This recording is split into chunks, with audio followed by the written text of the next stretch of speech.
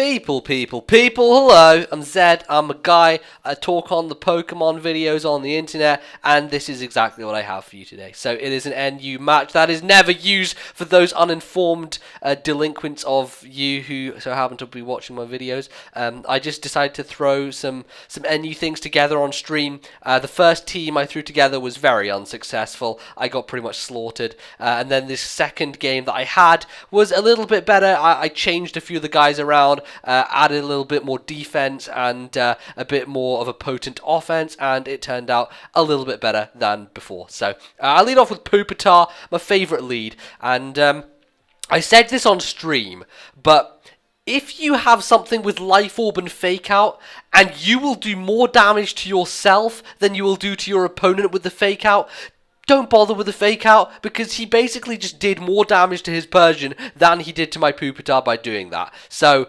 I don't think it's a good idea, but whatever, his choice.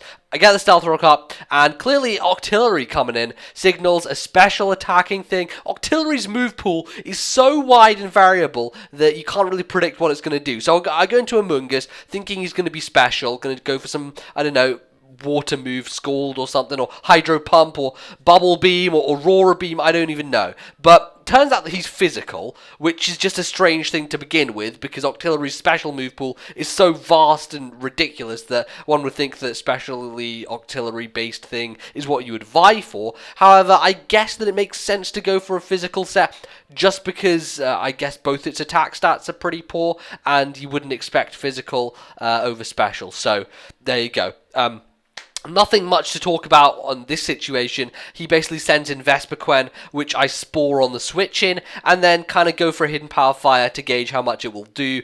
Obviously, as you can see, doesn't do enough to where I think I'll kill it on the next turn. So, not wanting to stay in, I decide to go into my M-Boar, my BeerBoar with his fucking pint. I'll tell you what, BeerBoar he does a good job this game. He's sitting at the bar with his pint in hand, and let me tell you, he's going to use it for some good in this world and for some good in this game.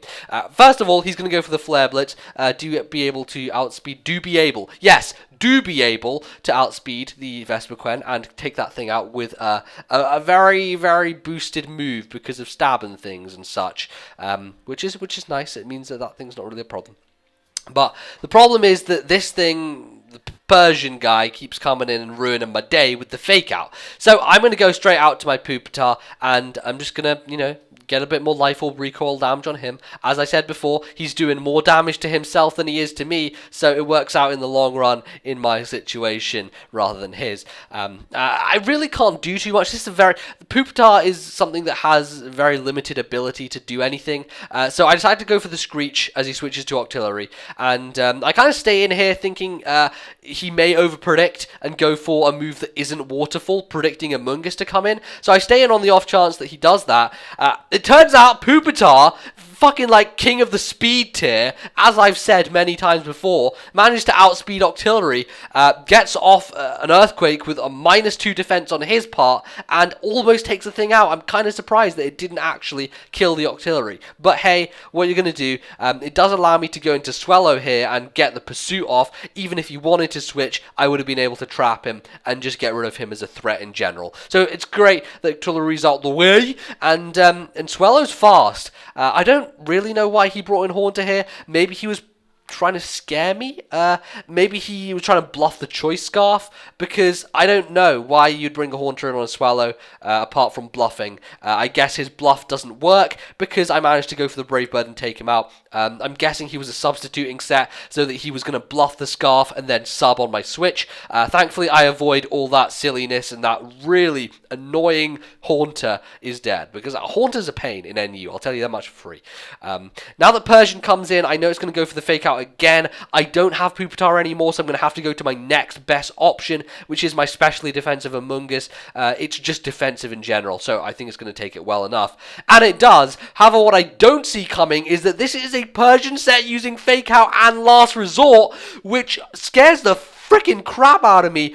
But luckily enough, it's not actually going to be able to be enough to take Amoonguss out. Live with 15 HP, just freaking like hanging right on, and I am shocked that, wow, that hurt a fuck ton. So thankfully, I managed to put him to sleep. In comes the Dweigen, the Hydra, there, Zweilus, Zweilus, because it's ein, zwei, drei. That's how they named them, because after the Nerman, the German, I can't speak, the German letters, ein, zwei, drei. So he brings that thing in, gets the I get the gigawatt drain off, and he fire fangs to finish me, which isn't too bad situation. So I'm going to go into my Floatzel, and I hope he's going to stay in, simply because I have Switcheroo with the Flame Orb. Now, if you don't know, Floatzel's ability is Water Veil. That's his Dreamworld ability, at least. Obviously, you cannot use Floatzel on a Swift Swim team because it will drizzle and stuff is banned in Swift Swim. So I use Water Veil Floatzel, and it doesn't get affected by burn. So I wanted to trick the Flame Orb to the Zweilus, end up getting it on the Persian. Not too big a deal because I'll be able to get rid of this Persian anyway. He can't fake me out, and because he can't fake me out, that results in him not being able to go for the last resort either because fake out was not successful. So pursue him just on the off chance that he wanted to save the Persian, and I do manage to get rid of him from the field of play. In comes a Lopunny, and Lopunny they're very weird. They often carry movesets that are rather interesting and moves that you never really ever see. Par example, we have him going for entrainment, which changes my ability to klutz. Like, it changes the ability to the ability of the opponent. It's weird. I don't know what he was going for. It really didn't make a difference because I mean, I'm not really going to benefit from Motor Drive because he's not hitting me with electric attacks. I don't think anything on his team even has electric attack. So I don't know why he did that. He would have been much better off going for 2 returns. But hey, sometimes in the heat of the moment, you think something's a good idea when it really isn't. So he's now going to go back into his Zweilus. And I really don't have anything to hit this thing with. I have Flame Charge, Pursuit, and Wild Charge as my moves, I believe. So nothing really to hit that Zweilus with. It resists all 3 of them. So my best bet is to just go for the Thunder Wave and see how that will affect this thing. It's going to be helpful because I'll be able to bank on paralysis hacks and things.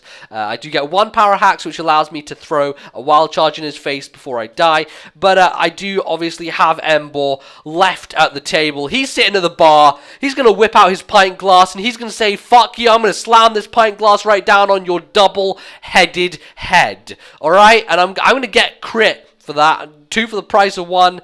Pint glass smashes over as well. There's blood everywhere. Everyone's in panic, but fucking BeerBoar just stays there, sits there, orders another pint, and just decides to, you know, chill it out. He's the BeerBoar. He doesn't give no fucks. So there you go. That's the game. Hope you guys enjoyed. If you did, you can leave a like below. That would be very helpful. I do have a Poker Mosh Pit video going up tomorrow. So if you're subbed to the PMP, then you can go keep an eye out of your sub boxes for that one. Otherwise, I'll be back soon enough with another video. 5 Guys in a Gigalith will be aired on Sunday night at 9 PM. So be sure to keep your eyes peeled for that. Otherwise, yeah, goodbye.